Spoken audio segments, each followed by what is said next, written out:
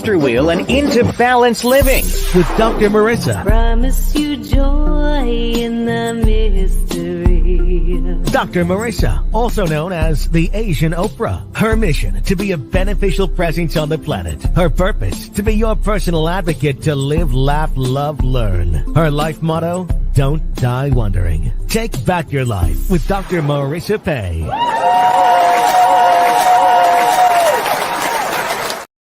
And welcome. You're tuned into Take My Advice. I'm not using it. Get balanced with Dr. Marissa, the morning show here on NBC News, CNBC News, and NBC Sports Radio Station KCAA, AM 1050, FM 106.5, and streaming everywhere. iHeartRadio, Spotify, Stitcher, iTunes, TuneIn, Audible, Amazon Music, Podchaser, GeoSun, Tiki Live, Rumble, and more. Why so many places? Because I want to maximize my splatter zone for more hope and happiness. Because this is a show, no gossip, no scandal, no K-words, no Kanye talk at all. Instead, I want you to focus on your own reality show and how you can be happy 88% of the time. So I have topics and guests to that end. And everyone from Layla Ali, four-time world boxing champion, daughter of Muhammad Ali. She's been on a couple times. Fran Drescher to talk about how to reduce your risk of cancer. I've had, yesterday I had Dr. Francisca Frank, who was the granddaughter of the Butcher of Poland, who was put to death in the Nuremberg trials. And she's doing great work, not undoing, but taking even the things that are bad and applying them, and how we can learn to not breed things like that again. So as you can see, it's a wide variety of things. And I also love to bring on authors, especially when their books are helpful tools for kids, young adults, teens to identify and process. But I'm giving it all away. But I want to first just give you a little bit about her and welcome her to the studio. Her name is Susan Miner. She's an author, interior designer, innkeeper, farmer, wife, and mother in a small Colorado mountain town. She can most often be found in her writing haven, where the next volumes of the Jewels series have already begun to reveal the secrets. Jewels of Kidron is her first novel. Please welcome to my studio, live from Colorado, and I'm here live from Toronto, Kitchener, Ontario, Canada. Her name is Susan Miner. Please welcome her to the show. Good morning. Good morning. Good morning. Nice to have you. I'm so happy to be here with you. Yes. And I love technology when it works, especially. And, knock on wood, we're good this morning. We worked out all the bugs yesterday's show. But thank you for agreeing to have breakfast with me first.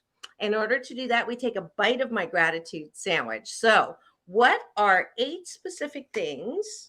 And we're going to do 8 totals. So we're going to do 4 gratitudes and then 4 appreciations at the bottom of the bun to start your day in the most positive way. So when I mean gratitude, I mean something outside of yourself, and appreciation is something inside about yourself, so you can build that muscle of self-approval. Here we go. I am grateful that I get to go tubing after the show with my beautiful great nieces, my nephew, his beautiful wife, and my cousin, their grandma. So I'm super excited that I get to visit snow. Visiting snow is good. Yes. And what are you grateful for, Susan? I am grateful that my grandsons live so close that I can have lunch with them on a regular basis, or they come and spend the night with us. And they are just very creative little boys.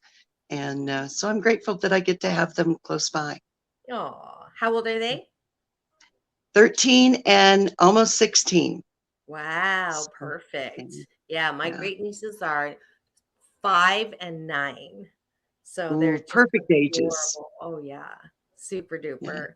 Yeah. All right, and let's do one more gratitude each. I am grateful that the planets did not crash into each other last night when we were asleep, and I get to enjoy another day in this dash between birth and death. I am grateful that we have 2 beautiful days in Colorado before the next snowstorm, which is coming on Thursday. So, I hear you. I hear yeah. you. I got to play out in the snow yesterday, and it is much better when it's not snowing. You can actually see what's going on. So that's great. Now we go to the bottom of the button, which is what do you like about yourself? And the reason why I do this is a lot of us go looking for love in all the wrong places. We're looking for approval, we're looking for appreciation, and people are fickle. As Abraham Hicks will say, they're not always focused on you. Don Miguel Ruiz, past guest and friend, has a book, Four Agreements, and he says, you know, everybody's the star of their own show, and they think that everybody else are supporting actors, but they're not. They have their own show. So it's so important for us to know who we are, know that we're fabulous 88% of the time, and that 12% of the time we step in it. So as the more we can self-care and self-approve, the less we're going to have mental health issues. So that's my BS. That's my belief system, which is why I make you, not you in particular, but all of my listeners and supporters out there to practice appreciating themselves. So I appreciate that I am a good talker. I can talk on a drop of a dime. I appreciate that I have the creative mind of a 13-year-old, and that I can create and be creative on many levels. Beautiful. I appreciate that I love to laugh easy, often. And that's my definition of success. That comes from Ralph Waldo Emerson, to laugh often and much. Last one. I appreciate that um, I am surrounded by wonderful women who are great friends. And one sitting on your couch right now. Yes, one sitting on my couch right now. So apparently I'm a good friend, because otherwise they wouldn't stay with me. Oh, that's great. Next time I come to Colorado, guess where I'm staying? Oh, absolutely. We'd love to have you. You're so sweet. The first time you commented on the promo for the show, this is a keeper too. But honestly, every single person that Karen has introduced to have on the show, that's a client of hers. She's a great publisher. She actually edited my 8 Ways to Happiness #1 best-selling book. Every single one, Julie Lore, Kathleen, and Mhm. you, and I'm trying to think of others, but everybody's been so wonderful, very cool, very kind, very generous, and very creative. So that is wonderful. Thank you to, let's give her a little love here. Here's for Karen.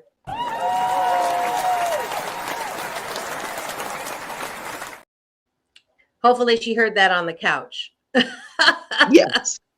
Yes, Good. you got a thumbs up from her. All right, perfect. So that is it for having breakfast. Thanks for having breakfast with Thank Susan you. and I this morning. Thank you, Susan, for playing along. My challenge, Dr. Marissa's Happy 88 Challenge, is that you go forth and multiply this exercise for 30 consecutive days. And if you do so, I promise the day that is sandwiched between will be amazing. It's a great discipline for you. All right. And now let's go to the topic at hand. And I want to make sure I have this in front of me. And I love the fact that you are a first-time author. I usually get people who've been doing this for a bit. Oh, we have a comment here. Hopefully it's not. It's Fry TV. Welcome to the show again. Great. Oh, thank you for reminding me. If you are driving and listening to the AM/FM channel, please do not type in the chat. Focus on your driving. But when you land wherever you're going, please do go to my YouTube channel. It's a free subscribe, as Fry has done. And you get to comment questions for my author, comments about your experience as well, because this is a pretty heavy topic we're going to get into. Then you can play along. So that's my YouTube channel. Just go to Dr. Marissa, Asian Oprah. It should pop right up. And if you are on LinkedIn or Facebook, I am also there. All right. So here we go. Did you know when you were a kid that you would be writing a book from the mind of a 13-year-old? No. This book started out as me doing a miniature of a treehouse. And I'd always done dollhouses. And so that's where it started. But writing a book was not something that I was focused on, and that was my goal. And how did the idea for this particular book come to be? There is a home for abused and neglected children in Denver called the Tennyson Center.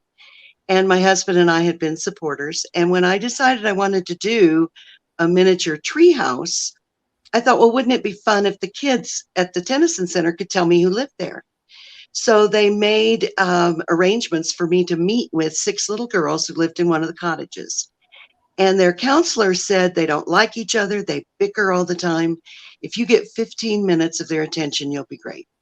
So 45 minutes later, they had told me that Angelina, a 13-year-old elf, lived in the treehouse in the Enchanted Woods, and that she had been banished to fend for herself and live on her own. But the secret to the story was the red and blue diamonds. And then they were gone. And I don't know who they are. And I will never see them again, although their principal at the Tennyson Center now is thinking she might be able to find them. And that would be wonderful. Wouldn't that be wonderful? Wow. If you find them, I want them on the show. Absolutely. Absolutely. And then I thought, well, we could write a book about the story and then use that as a fundraiser for the Tennyson Center. And then the book just came. So beautiful. So yes, just a statistic that I bring up almost all the time, because my book is also not as a psychologist telling you how to be happy, 8 ways to happiness. As Karen knows, it's a true story of all the things that I've gotten to live through. Not what happened to me, but what happened for me. And I'm one of the 7 out of 10 of us who've had childhood trauma. And it's always interesting to look at that statistic. My honorable moniker, Oprah, says it's as high as 8 out of 10. Some psychologists will say as high as 94%. And it dawned on me before I wrote the book that if it's 7 out of 10 and we're the majority, right? Why do we think there's something wrong with us? Because usually majority rules, right? So if the majority of us have had childhood trauma, there's got to be some value and learning and lessons around trauma. Not just to, it's wrong and it should never happen, but there truly is a diamond in the rough. And I love the fact that you went right to the jewels part of that, the value. Not that any child needs to be abused, not that that's an okay thing, but because it's so prevalent, there has to be some, the silver lining kind of thing. And I know for me, I wouldn't change a thing, but for a child at that point that says to you that there's a magical elf, right, that's living in the treehouse, that speaks volumes, pun intended, for the idea of, I am outside of myself. I know that I've been abused, and this is how I am going to rise above it. So one of the core messages in the book is that the most powerful tool we have is our voice. And the children need to know they have the right to speak up and say, this is not going to happen. And to find somebody that they can go to and trust and make sure it doesn't happen again. And so that empowerment is, I think, where the solution to one of the problems is that they shouldn't carry the burden of the guilt. It's the adult. You know, when my mother was little, she got flashed by a man in a trench coat. And she went in and told my grandma, and grandma said, well, silly man, let's go make some cookies. But she immediately put it on the man, not on my mother. My mother wasn't made to feel like a victim. You know, a silly man did something stupid. Let's go make cookies, you know. And we need to empower the children to know that they can go to another friend. And the friends need to know that if they've seen something or heard something, they have the right to speak up and say, this shouldn't be happening to you. And so using your voice is a key message in the book. Yeah, that's great. That's great. So give me a synopsis, or if you would like to read a passage from the book, I would love that as well. Anything that you want to showcase as what was a moment for you when you were writing. Did anything happen for you to like put it on paper?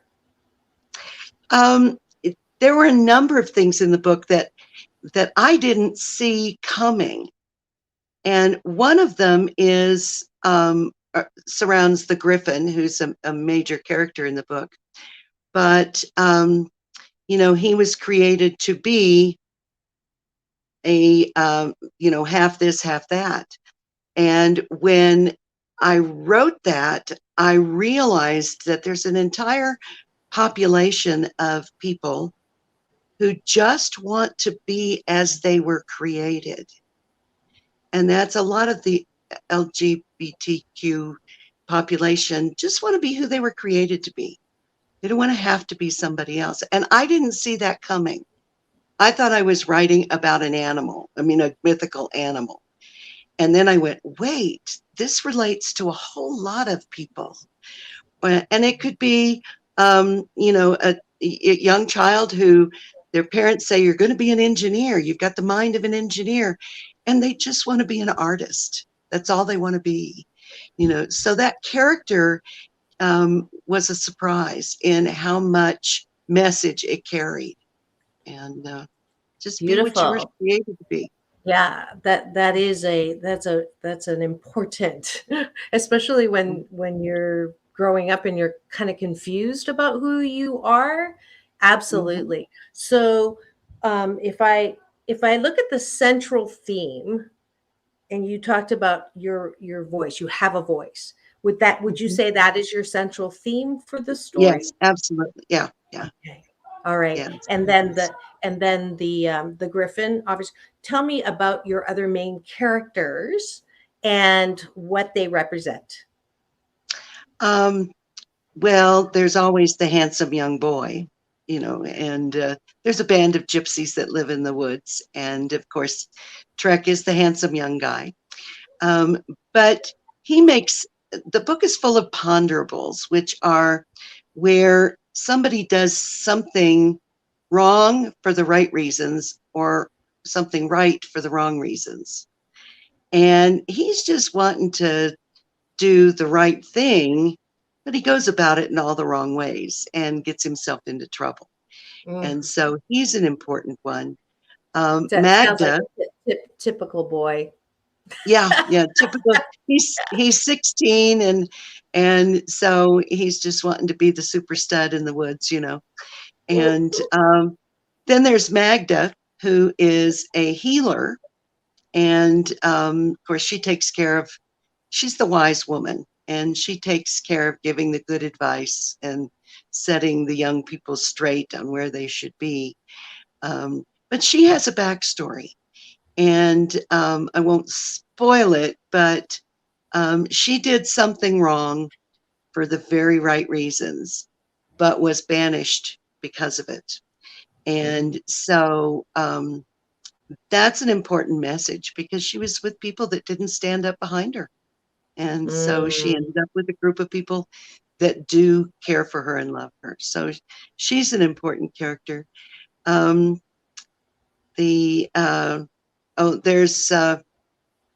a cute couple that are they're kind of the little old grandparents that live in the neighborhood. That everybody ends up at their house to hang out with Uh-huh. them because she's always making cookies. Oh. Um, they're a wonderful character because, especially for Angelina, she doesn't have that family life. And Katie is in the group home with a bunch of girls that have all kinds of issues from their abuse, but they're trying to be a family Mm. and trying to get along as sisters from all these different places. And Hmm. so that's their challenge, is to find how to be a family. So, Great. Great. Now, if you've just tuned in and you're wondering who is live with me in studio today, her name is Susan Miner. She is an author, her first book, and it is called The Jewels of, and I'll let you finish that. I it, just had it, eye surgery, so I'm still like trying to figure out how to see. it's the Jewels of Kidron. Thank you. It's not Yeah, a name that I come across. I do remember the jewels part. So, yeah. but how did you come up with that name? Well, Kidron is actually a valley in Israel. And Ah, where I heard of it, I knew the girls had to go on a quest, and I wasn't mhm. sure where they were going. But at church, there was a sermon about Kidron being the valley of death. And I thought, well, that's it. That's where they're going. And Ah, so that's where I picked it up. So, that's so cool. And yeah. you are on Take My Advice. I'm not using it. Get Balanced with Dr. Marissa, the morning show on KCAA, the station that leaves no listener behind, as well as being home to the Asian Oprah. And we are on AM 1050, FM 106.5. That's NBC News Radio today. Now, this book is helping, from what I understand. It can't keep it stocked in on the shelves because it's being very well received, which is wonderful.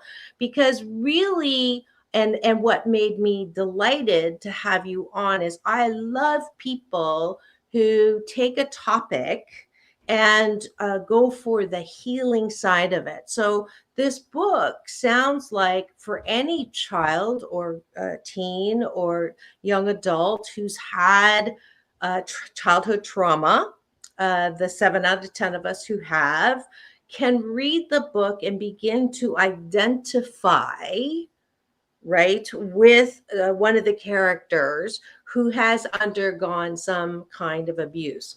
How many of those characters are there? And if you would share with me their names and kind of their own, the way they have dealt with the abuse, because I have a hunch about this because I have my own BS belief systems based on my own experience, and I'd love to see how it compares to your characters.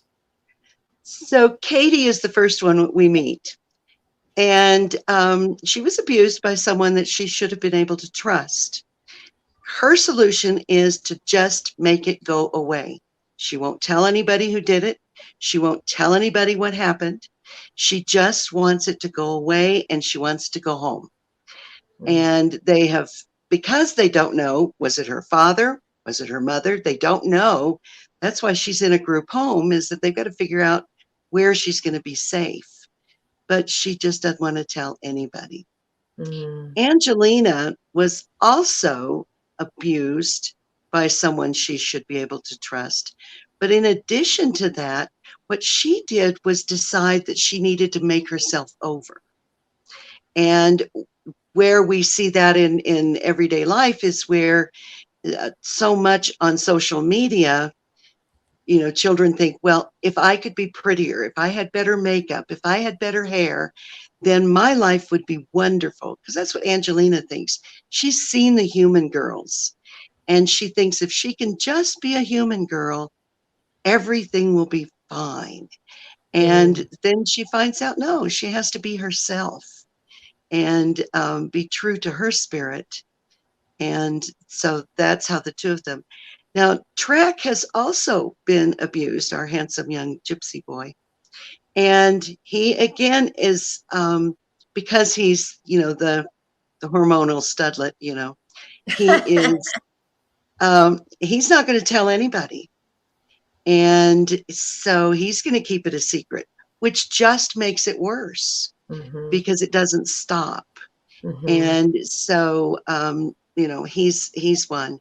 We also see the girls that are in the group home that each have different issues. One of the little girls is scared to death of closets because her grandma put her in the closet all the time.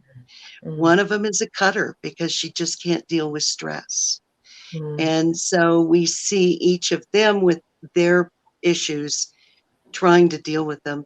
And of course, it occurred to me the other day, and, I wrote the book. You're supposed to, you'd think I'd know these things.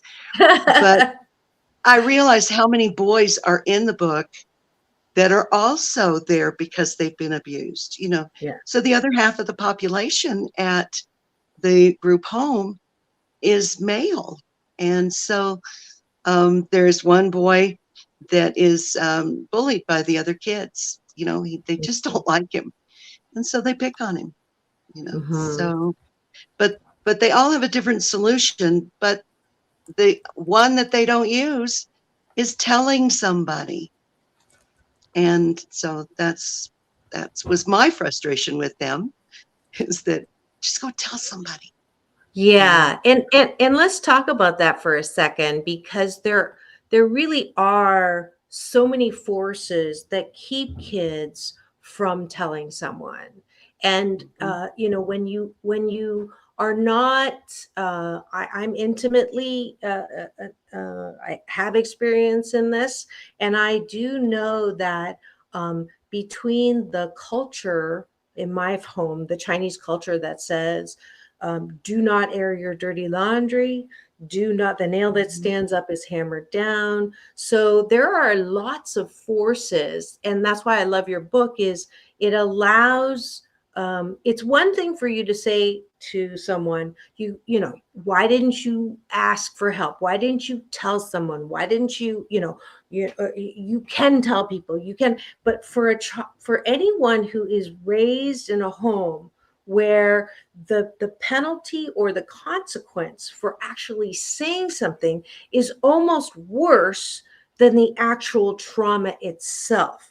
And that direct impact and the force keeping you from doing the thing that's going to help you, I think it's not necessarily attended to or acknowledged as much as it could be. Because I know a lot of people who if your husband abuses you, the first time he hits you, it's his fault. The second time he hits you, it's your fault because you should not be there again. And it's such a very unfeeling, non-understanding of the dynamic of what happens. So what I did just now was pull up, and this is for all the people who think it's, not a big deal to just say something. This is the statistics around childhood trauma. Studies show that about 15 to 43% of girls and 14 to 43% of boys go through at least one trauma. Of those children and teens who have had a trauma, 3 to 15% of girls and 1 to 6% of boys develop PTSD. They're higher for certain types of trauma survivors. Here's another one. I pulled this up. I know when I watched 13th, and if any of you have not watched it, it's on Netflix. Please do. This is the percentage of the population who, let's see, incarcerated. Okay, this is National Institute of Health. Let's see if I can pull this one up. This is the great thing about technology. I can prove it to you. But I thought the childhood, okay, in incarceration. I think the last time I heard it, it was, I don't know if I can find it on this one, but it's like 98%. Mm, Hurt people, right? yeah. So this one's not coming up easily. So, but I do know the last time I looked, it was like 98%, which is so high.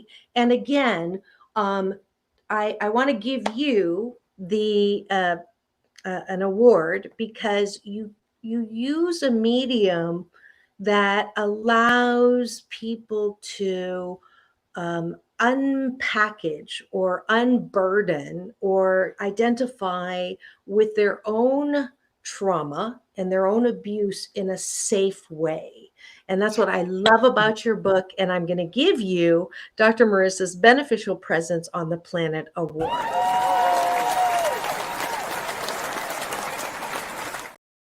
And I don't give that to every guest. I appreciate that. Thank you very much. So, yeah, and you're absolutely right that the PTSD, the one little girl who's scared of closets, she's safe now. They took the doors off the closets at the home so she wouldn't be afraid of them. But she still, every time somebody cries or every time somebody gets in trouble, she goes into a panic over, don't do that, don't do that. You'll have to go in the closet. And so it's going to be a long time for her to get over being afraid of a closet. And that's not fair for a little child to be afraid like that. Yeah, So, absolutely. one of the things that I found when I was looking for comps was that there are a lot of books about how, especially young girls, how they cope, how they move on, how they have, a new life after their trauma. But I couldn't find any where they met their abuser, called them out, and got justice. And both of the main characters in Jewels of Kidron have that opportunity to meet their abuser, look them in the eye and say, this is going to stop, and it's going to stop now. And that gives them that courage that, yes, they went through something, but it's not going to define them. And they're going to make sure that their abuser knows that they didn't win that part. And there is a battle over, when they get into the valley of death, there is a battle with the devil over souls. And the fact that they win. Angelina wins. So that's an important thing. Yeah. Yeah. So. Yeah. Well, that was a little spoiler, but we all know that good is going to prevail because you are but you don't know how she wins. You don't know how she does it. Oh, that's true. That's true. That's the fun part. Yeah, I would say that the point you just made about whether you confront the actual perpetrator, because for some people, they can't because that person has passed on, or I had, and he's coming on again, actually in April. I did a special series early on in my show. I can't believe I'm going on 11 years in May. But early on, I worked with a gentleman who had been molested by a priest. And this is a category of abuse, people that shouldn't, right? Or people you trust. And he just completed the entire process of taking that person through the legal system. So he'll be coming back on to talk about what has happened. But the work that I did with him, coaching him live on the show, and this is for all of anyone who's listening right now who's had childhood trauma. And I know there are a myriad of you who have, just simply because I know it's 7 out of 10 of us. And anytime I work with a group, there is every time. 7 out of 10, if I have 100 people, there's 70 people who've had childhood trauma of some kind. That the most important thing that you said, and I want to just take a PSA announcement moment, Mm-hmm. is that you are not your trauma. You are bigger and more powerful and more balanced and more loving, lovable, and loved than what happened to you. And one of the things that I'm sure resolves itself in the book is owning the power that you have that developed out of the trauma. The key question being, um,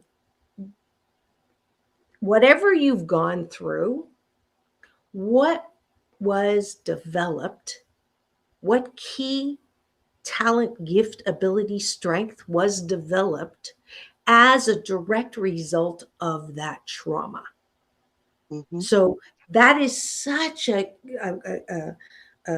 corner turning question, because you're going from, why did this happen to me? What have I done to deserve this? How could I be so horrible that this would have happened to me? Why am I being punished? Which are usually questions that keep people in that valley of death, right? Because they continue to relive all of that.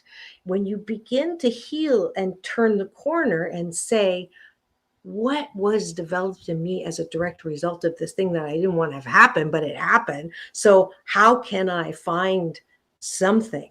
So for me, being told that I was going to get beaten to death, dasani in Chinese, almost every day, what did that develop in me? Well, I used to say, well, how could I have been so bad? And why did that happen? And parents are supposed to blah, And then when I shifted it to, well, I'm pretty strong.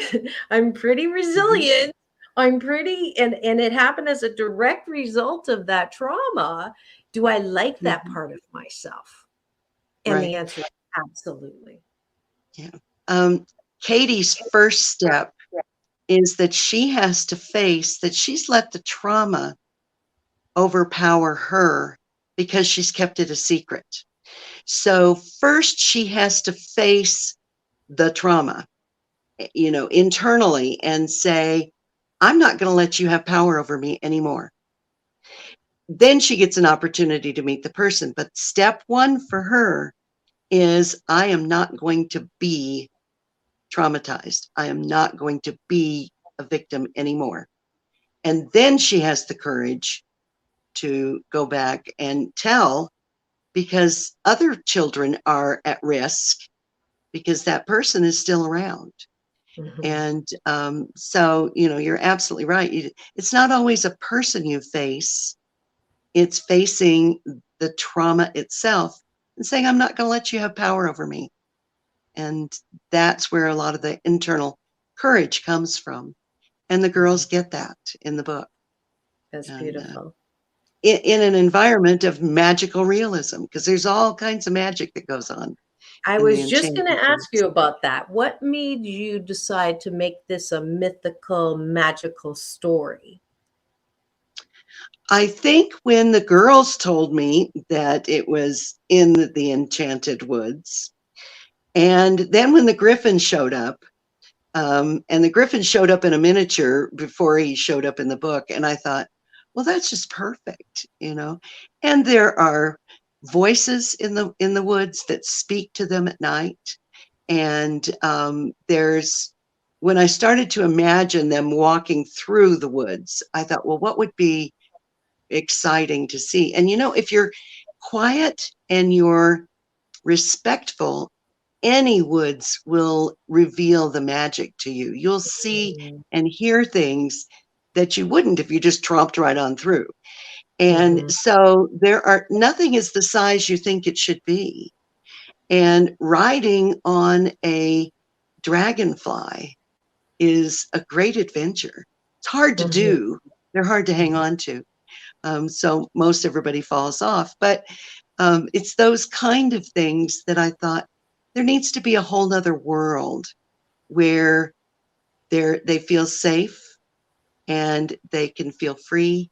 And that magic was the important part of that. So, Beautiful, beautiful. Do any of your characters reflect people that you know? Like I used a bunch of vignettes, and I used names of people that I know or familiar with, and they were not happy if they were not positive characters that I used their name for.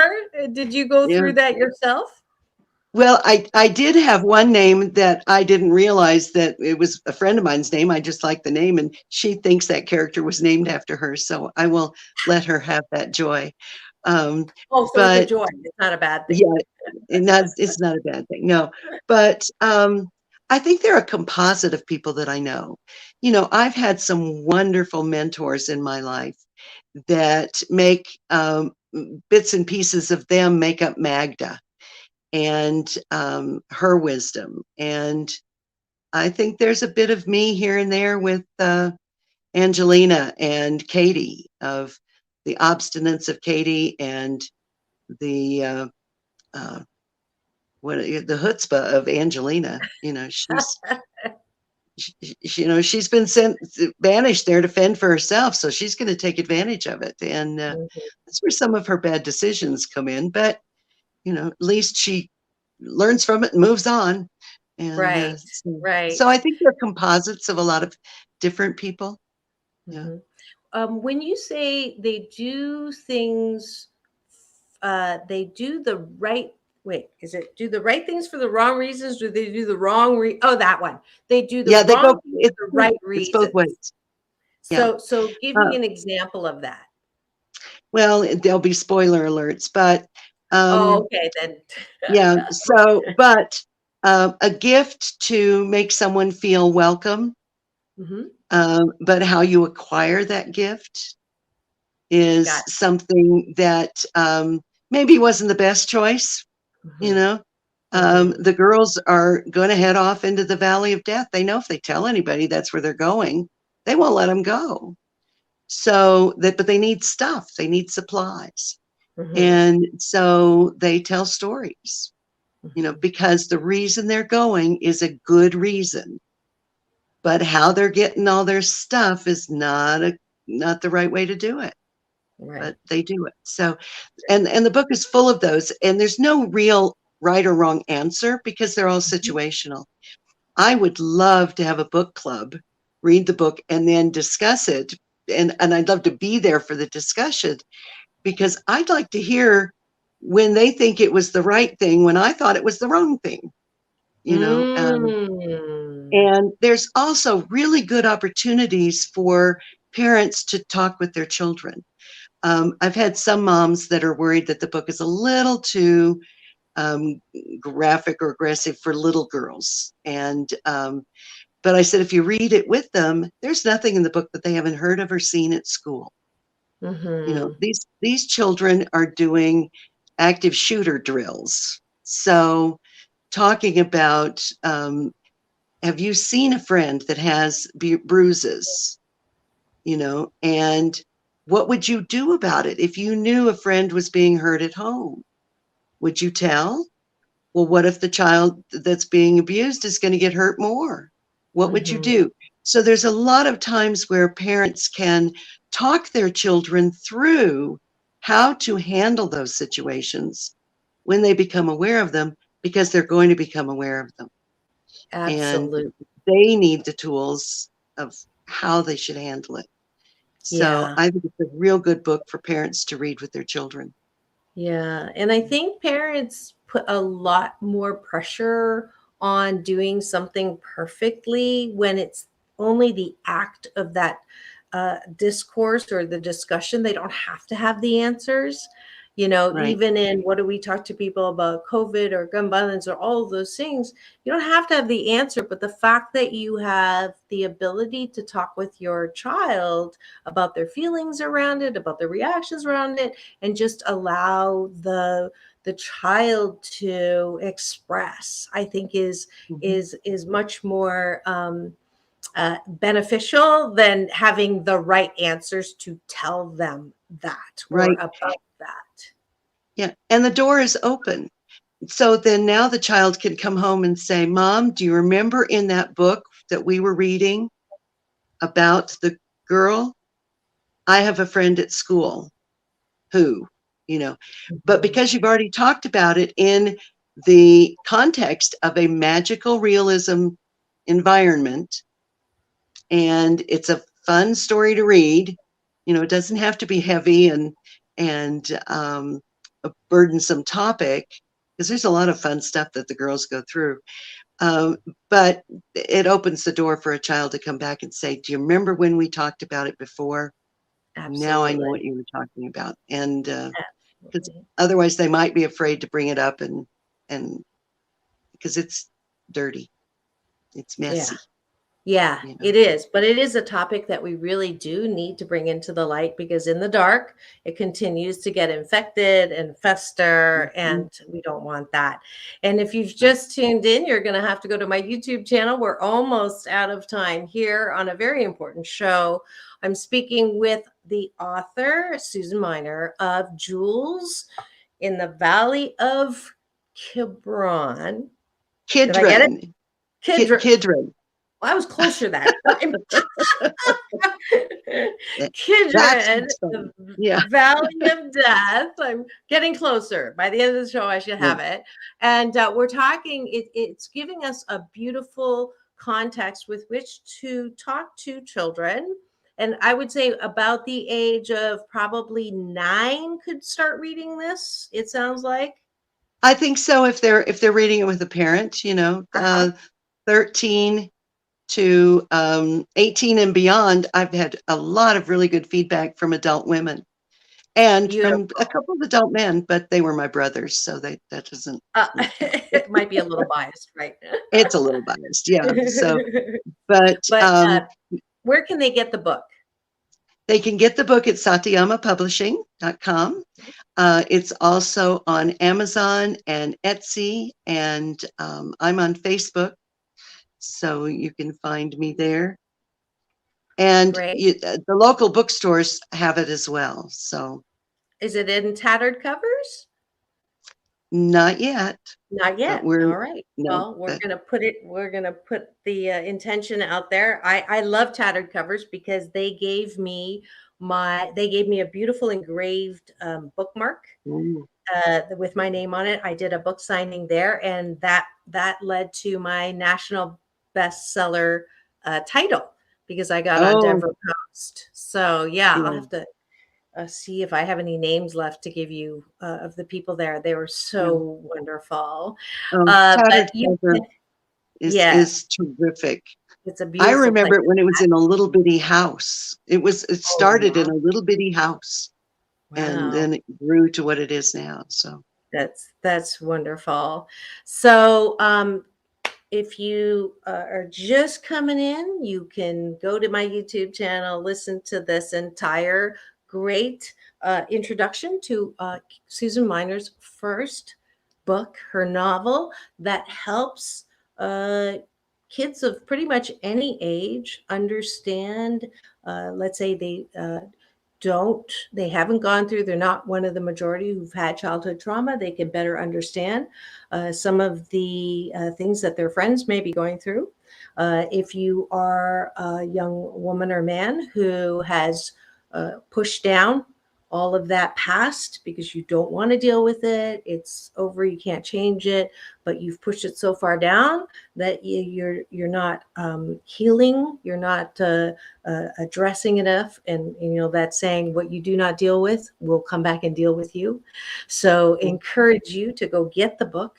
It is, I'm going to put my intention, magical fingers up, and that you will find a place that is open to having a weekly book study of this book in a home, in a group home, to allow the healing for them to happen. And I can see you doing this and being invited in various places to do that, so that your beneficial gift to the universe will be used to help heal all of those 7 out of 10 of us who've had childhood trauma and have not recognized that we are not the trauma, and that the trauma can help develop in us unique talents, gifts, and abilities with which we can help others. Because that's truly, I think, the reason why bad things happen to good people is it allows us that 100%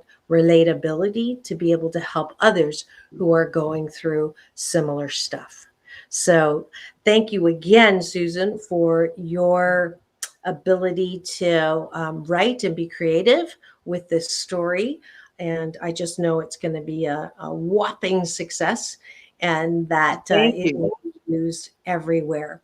So, what's the one thing that you would want to uh, um, communicate? I want you to look in the camera and just speak to anyone out there who may have had an experience like any one of your main characters that went into the valley of death, to come face to face with their own power over what has happened to them in the past. The first thing you need to do is acknowledge the gift that you got from the event, that courage, that survivor instinct, and the compassion to understand it in other people, and use your voice and share what has happened to you and how you survived it, and help others as they need to walk their path, to face their trauma and say, it's going to stop, and it's going to stop now. Beautiful. All right. And you can get that book again if you use our friendly guide in life these days called Google, even though we don't say Google it in our house. My niece, Christina, works at Google. So we say Christina it. But if you just put in author Susan Miner, Miner, and Jewels Of Kidron. Jewels of, I'm purposely not looking because I'm Kidron. That's it. You got it. See, I knew by the end, I get it, and I did. So Jewels of Kidron, Kidron. You'll be able to find it. Go to Satyama Publishing and give a little shout out for your publisher, Karen Stuth, because I'm also on that website. I have a free meditation that Karen asked me to do. There's a Ram Dass meditation. There's my big brother, Michael Bernard Beckwith's meditation. Those are all free in the meditation hall. I hope it's still there. I'm promoting that to get you to, to go into that silence. Susan talked about it, how important it is to go into the forest, your own forest, which is not a scary place. It's a place where you get connected with the wisdom and bliss and wonder of a universe that is friendly, that loves you so much. And that is it for today's show number 897. We're going to hit show 900 at the end of this week. I'm so grateful that I get to have this platform to share authors like Susan Miner with you. Go out and get the book. If you are someone, you're not a victim of abuse, you have experienced abuse, and I want you to know that you've been chiseled into a magnificent, unique, one-of-a-kind, wonderful individual because of that. That's it for today. I hope you can do with me. This is how I sign off, Susan. This is how peace in, peace out, world peace through inner peace. Thank you, Susan Miner.